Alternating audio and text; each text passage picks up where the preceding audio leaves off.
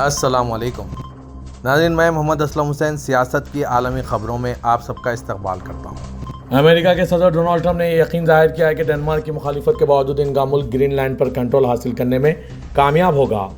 Donald Trump نے air force one میں white house کے پریس پول کے صحافیوں سے بات کرتے ہوئے کہا کہ میرا ماننا ہے کہ گرین لینڈ کے لوگ امریکہ کے ساتھ رہنا چاہتے ہیں۔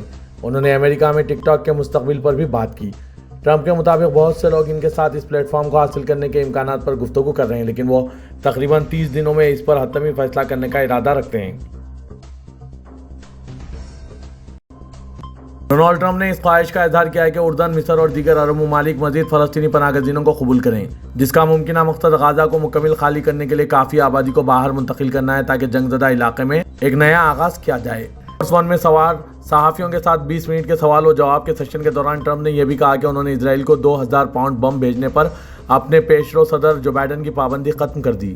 اس پابندی کا مقصد غزہ جنگ میں شہری ہلاکتوں کو کم کرنا تھا۔ یہ لڑائی اب تک سخت جنگ بندی کے باعث رک گئی ہے۔ ٹرمپ کے سیاسی کیریئر کی بنیاد اسرائیل کا غیر معذرت خواہانہ حامی ہونا ہے۔ غزہ کے بارے میں اپنے وسیع نظریے پر ٹرمپ نے کہا کہ انہوں نے پہلے دن اردن کے شاہ عبداللہ دوم کو فون کیا تھا اور آج اتوار کو مصر کے صدر عبد الفتاح السیسی سے بات کی۔ کہا کہ میں چاہتا ہوں کہ مصر لوگوں کو قبول کریں، یہ شاید 1.5 ملین لوگ ہو سکتے ہیں اور ہم صرف اس ساری چیز کو خالی کرنا چاہتے ہیں۔ ٹرمپ نے فلسطینی پناہ گزینوں کو کامیابی کے ساتھ قبول کرنے پر اردن کی تعریف کی اور بادشاہ سے کہا میں چاہوں گا کہ آپ مزید کام کریں کیونکہ میں ابھی پوری غزہ کی پٹی کو دیکھ رہا ہوں اور یہاں حقیقی مسائل موجود ہیں۔ لوگوں کی اتنی زبردست نقل مکانی فلسطینی شناخت اور غزہ سے گہرے تعلقات سے بہت زیادہ متصادم ہوگی۔ پھر بھی ٹرمپ نے کہا غزہ صدیوں سے بہت زیادہ تنازعات کا شکار ہے۔ انہوں نے کہا کہ دوبارہ آباد ہونا عارضی یا طویل مدتی ہو سکتا ہے۔ اسرائیلی فورسز نے غزہ کے شمالی حصے میں اپنے گھروں کو واپس جانے والے فلسطینیوں پر فائرنگ کی ہے، جس کے نتیجے میں کم ایک فلسطینی شہید ہو گیا، جبکہ حماس نے اسرائیل پر جنگ بندی معاہدے کی شرائط پر عمل درآمد میں تاخیر کا الزام عائد کیا۔ قطری نشریاتی ادارے الجزیرہ کے مطابق اسرائیلی وزیراعظم نیتن یاہو نے کہا ہے کہ حماس کی جانب سے خاتون قیدی کی رہائی میں تاخیر پر اسرائیل فلسطینیوں کی واپسی میں رکاوٹ ڈال رہا ہے۔ یہ تنازع ایسے وقت میں سامنے آیا جب دونوں فریقوں کے درمیان جنگ بندی اپنے دوسرے ہفتے میں داخل ہو گئی ہے۔ ہفتے کے روز 200 فلسطینیوں کے بدلے 4 اسرائیلی فوجیوں کا تبادلہ ہوا۔ مقبوضہ مغربی کنارے میں اسرائیلی فوجیوں نے جنین شہر اور اس کے قریب بڑے پیمانے پر فوجی آپریشن جاری رکھا، جس کے نتیجے میں 2 سالہ بچی سمیت کم از کم 2 فلسطینی شہید ہو گئے۔ غزہ پر اسرائیل کی جنگ میں 7 اکتوبر 2023 سے اب تک کم از کم 47,283 فلسطینی شہید اور 1,11,472 زخمی ہو چکے ہیں۔ امریکی صدر ڈونلڈ ٹرمپ نے اشارہ دیا ہے کہ ان کا ملک عالمی ادارے صحت میں دوبارہ شامل ہو سکتا ہے۔ لاس ویگاس میں ایک ریلی سے خطاب کرتے ہوئے اعلان کیا کہ وہ اپنے عہدے کے پہلے دن عالمی ادارے صحت سے دستبرداری کے ایک ایگزیکٹو آرڈر پر دستخط کر چکے ہیں، البتہ امریکہ واپس آ سکتے ہیں۔ ان کا کہنا تھا کہ میں نے ادارے سے دستبرداری اختیار کر لی جہاں ہم سالانہ $50 کروڑ ادا کر رہے تھے اور چین اپنی بہت بڑی آبادی کے باوجود $3 کروڑ 90 لاکھ ادا کر رہا تھا، لیکن شاید ہم دوبارہ رکن بننے پر غور کر سکتے ہیں۔ 22 جنوری کو افریقی یونین کمیشن کے چیئرمین موسیٰ فاقی ٹرمپ سے مطالبہ کیا تھا کہ وہ ادارے سے دستبرداری کے اپنے فیصلے پر نظر ثانی کریں۔ عہدہ سنبھالنے کے فوراً بعد امریکی صدر ٹرمپ نے ایک انتظامی حکم نامے پر دستخط کیے جس میں امریکہ سے مطالبہ کیا گیا تھا کہ وہ اقوام متحدہ کے ادارے سے دستبردار ہو جائے۔ نامے کے متن میں ووہان، چین اور دیگر عالمی صحت کے بحرانوں کی وجہ سے کووڈ-19 وبائی امراض کے بارے میں تنظیم کی بد انتظامی، فوری طور پر ضروری اصلاحات کو اپنانے میں ناکامی اور رکن ممالک کے نامناسب سیاسی اثر و رسوخ کے خلاف اپنی آزادی برقرار رکھنے میں WHO کی ناکامی کا حوالہ دیا گیا۔ اس میں یہ بھی کہا گیا کہ عالمی ادارہ صحت امریکہ سے غیر منصفانہ طور پر بھاری ادائیگیوں کا مطالبہ جاری رکھے ہوئے ہیں۔ یوکرین کے صدر زیلنسکی نے کہا ہے کہ وہ روس یوکرین جنگ کے خاتمے کے لیے امریکی صدر ڈونلڈ ٹرمپ کے اقدام کی حمایت کرتے ہیں۔ زیلنسکی نے مالدووا کی صدر مایا سینڈو سے دارالحکومت کیف میں ملاقات کی۔ 2 طرفہ ملاقات کے بعد مشترکہ پریس کانفرنس سے خطاب کرتے ہوئے یوکرین کے صدر زیلنسکی نے کہا ہے کہ وہ جنگ کے خاتمے کے لیے امریکی صدر ڈونلڈ ٹرمپ کے اقدام کی حمایت کرتے ہیں۔ زیلنسکی نے کہا ہے کہ ٹرمپ کے پاس اس سلسلے میں کامیاب ہونے کا موقع ہے۔ زیلنسکی نے کہا کہ جنگ کے خاتمے کے لیے منعقد ہونے والے کسی بھی مذاکرات میں یوکرین کی شرکت ضروری ہے۔ مذاکرات صرف یوکرین کے ساتھ ہو سکتے ہیں، بصورت دیگر یہ کام نہیں کرے گا۔ یہ دلیل دیتے ہوئے کہ روس آج مالدووا کے لیے توانائی کے مسائل پیدا کروانے کی کوشش کر رہا ہے، زیلنسکی نے کہا کہ وہ توانائی کے شعبے میں اس ملک کی حمایت کرنے کے لیے تیار ہیں۔ زیلنسکی نے کہا کہ انہوں نے سوئٹزرلینڈ میں آذربائیجان کے صدر الہام علیف سے ملاقات کی اور یورپ کو آذربائیجان گیس کی منتقلی کے لیے علیف یوکرین کے بنیادی ڈھانچے کی پیشکش کی۔ زیلنسکی نے کہا کہ انہیں روسی گیس کی ضرورت نہیں ہے اور وہ اب روسی گیس کو یوکرین سے گزرنے کی اجازت نہیں دیں گے۔ شمالی کوریا نے سمندر سے زمین تک مار کرنے والے اسٹریٹجک کروز میزائلوں کا تجربہ کیا۔ شمالی کوریا کی سینٹرل نیوز ایجنسی کے مطابق 2 کروز میزائلوں نے 1500 کلومیٹر کے فاصلے پر 8 شکل کے بیضوی راستے کے بعد اہداف کو نشانہ بنایا۔ بیان میں میزائل انتظامیہ نے کہا ہے کہ کل کا میزائل تجربہ ممکن مخالفین کے خلاف اسٹریٹجک کنٹرول کی تاثیر کو بڑھانے کے لیے قومی دفاعی صلاحیتوں کو بڑھانے کے منصوبوں کا حصہ ہے۔ شمالی کوریا کے رہنما کیم جونگ ان، جنہوں نے میزائل تجربہ دیکھا، انہوں نے کہا کہ اس تجربے نے شمالی کوریا کے مزاحمتی جنگ کے طریقوں کو مزید بہتر بنا دیا ہے۔ انہوں نے کہا کہ شمالی کوریا ہمیشہ پائیدار اور دیرپا امن و استحکام برقرار رکھنے کے اپنے مشن کو پورا کرنے کے لیے ذمہ دارانہ طور پر اپنے جدید فوجی اڈے کو مضبوط بنانے کی کوشش کرے گا۔ جنوبی کوریا کی فوج نے بھی میزائل تجربے کی تصدیق کرتے ہوئے کہا ہے کہ شمالی کوریا کے اندرونی علاقوں سے بحر زرد میں کل صبح متعدد میزائل داغے گئے۔ چینی کوسٹ گارڈ اور بحریہ نے بحر جنوبی چین میں فلپائن کے ماہی گیری ادارے سے تعلق رکھنے والے 2 تحقیقی جہازوں کو روک دیا، جس سے دونوں ممالک کے درمیان کشیدگی پیدا ہو گئی۔ فلپائن کے کوسٹ گارڈ کی جانب سے جاری بیان کے مطابق یہ واقعہ جزائر اسپرٹلی کے شمال میں سینڈی ریف کے قریب پیش آیا، جو دونوں ممالک کے درمیان خود مختاری کے تنازع کا موضوع ہے۔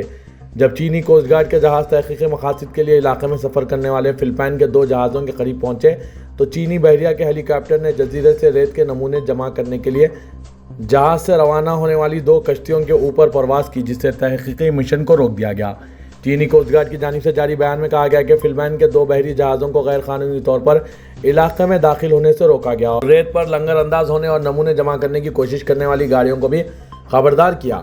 سینڈی ریف، جسے چینیوں نے ٹائشن جیاؤ، فلپینیوں کے ذریعے بیلان اور ویتنامیوں کے ذریعے ڈاؤسون کا کہا جاتا ہے، ویتنام نے 1974 میں قبضہ کر لیا تھا۔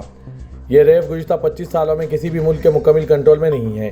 بحر جنوبی چین میں چین اور فلپائن کے درمیان 7 ہیکٹر پر محیط ریت پر مشتمل یہ چٹان ایک نیا مقام بن چکی ہے۔ لبنان کے جنوبی علاقے میں مظاہرین پر اسرائیلی فورسز کی فائرنگ سے کم از کم 15 افراد ہلاک جبکہ 40 سے زائد زخمی ہو گئے۔ خبر رساں ادارے AFP کے مطابق یہ مظاہرین اسرائیل اور لبنان کے درمیان جنگ بندی کے 60 روزہ بعد بھی جنوبی سرحدی قصبوں سے اسرائیلی فورسز کے انخلا میں ناکامی کے خلاف احتجاج کر رہے تھے۔ اپنے گھروں کو واپس جانے کے خواہش مند مظاہرین نے 1 روز قبل سڑک پر اسرائیلی فورسز کی جانب سے کھڑی کی گئی رکاوٹیں عبور کرنے کی کوشش کی تو اسرائیلی فورسز نے ان پر فائرنگ کر دی۔ اس واقعے میں ایک لبنانی فوجی کی ہلاکت بھی ہوئی۔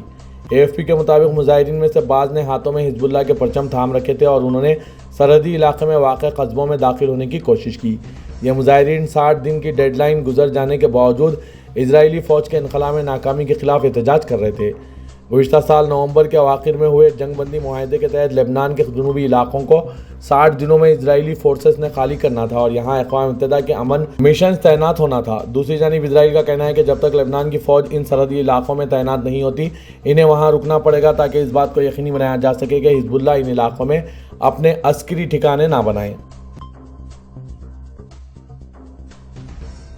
سعودی ولی عہد و وزیراعظم شہزادہ محمد بن سلمان نے آج اتوار کو الولا کے سرمائی کیمپ میں اٹالوی وزیراعظم جارجیا میلونی کا خیر مقدم کیا۔ SPA کے مطابق ملاقات میں دونوں رہنماؤں نے سعودی عرب اور اٹلی کے درمیان تعلقات اور مختلف شعبوں میں ان کی سپورٹ اور انہیں بڑھانے کے طریقوں پر تبادلہ خیال کیا۔ علاقائی اور بین الاقوامی صورتحال اس حوالے سے کی گئی کوششوں کے علاوہ مشترکہ دلچسپی کے امور پر بھی بات چیت کی گئی۔ ملاقات کے بعد سعودی ولی عہد اور اٹالوی وزیراعظم نے سعودی عرب اور اٹلی کی حکومت کے درمیان اسٹریٹجک پارٹنرشپ کونسل کے قیام کے معاہدے پر دستخط کیے۔ اس موقع پر وزیر توانائی شہزادہ عبدالعزیز بن سلمان، اٹلی میں سعودی سفیر شہزادہ فیصل بن ستام بن عبدالعزیز، مدینہ منورہ ریجن کے گورنر شہزادہ سلمان بن سلطان بن عبدالعزیز، ریاض ریجن کے نائب گورنر شہزادہ محمد عبد الرحمن بن عبدالعزیز، وزیر داخلہ شہزادہ عبدالعزیز بن سعود بن نائف، وزیر خارجہ شہزادہ فیصل بن فرحان سمیت وزراء، شاہی شخصیات اور عہدیداروں نے شرکت کی۔ علاوہ ازیں اٹالوی وزیراعظم کو بیت الشعر میں مستند سعودی ورثے اور ثقافت کے حوالے سے بریفنگ بھی دی گئی۔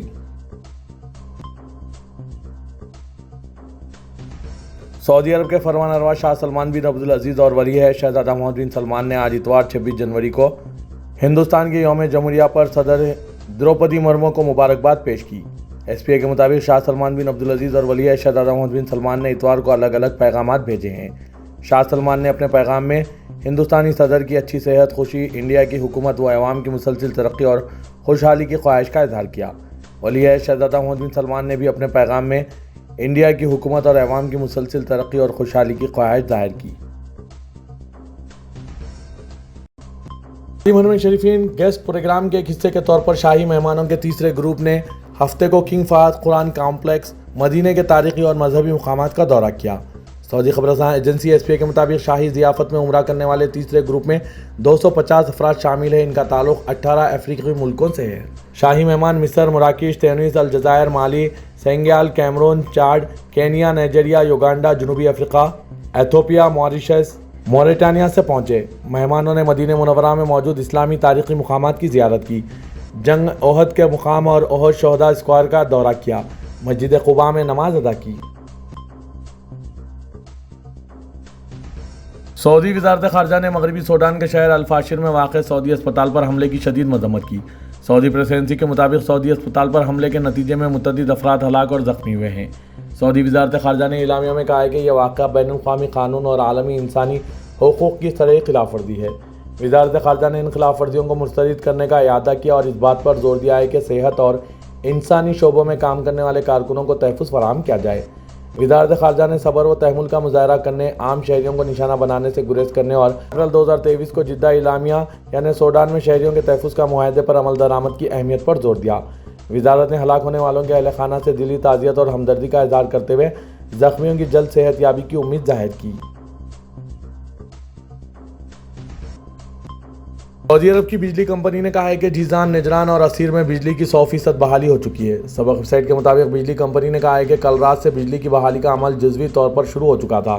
بجلی کمپنی نے متاثرہ علاقوں کے تمام صارفین سے بجلی کے اچانک منقطع پر معذرت کا اظہار کیا۔ کمپنی نے کہا ہے کہ فنی اور ٹیکنیکل ٹیم مسلسل کام کر رہی ہے اور آئندہ منقطع نہ ہونے کو بھی یقینی بنایا جا رہا ہے۔ سعودی عرب کے دارالحکومت ریاض میں ہوئے ڈرون ریسنگ ورلڈ کپ کو Guinness book of world record میں شامل کر لیا گیا۔ مقابلے میں 50 سے زائد ممالک کے ماہرین نے شرکت کی۔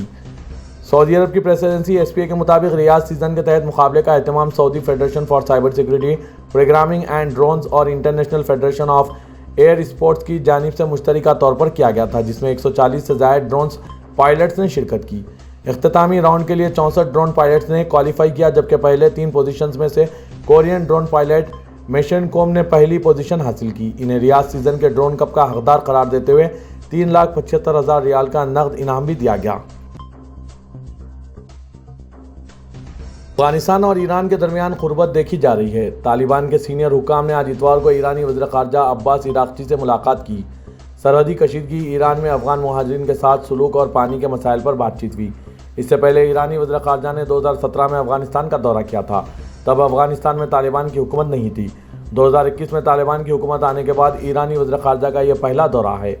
اس دوران ایران نے 35 لاکھ ایرانی مہاجرین کی واپسی کے عزم کی تصدیق کی۔ افغان حکومت کے نائب ترجمان حمداللہ فطرت کے مطابق عراقچی نے واضح کیا کہ ایران افغانستان کے اندرونی معاملات میں مداخلت کا ارادہ نہیں رکھتا۔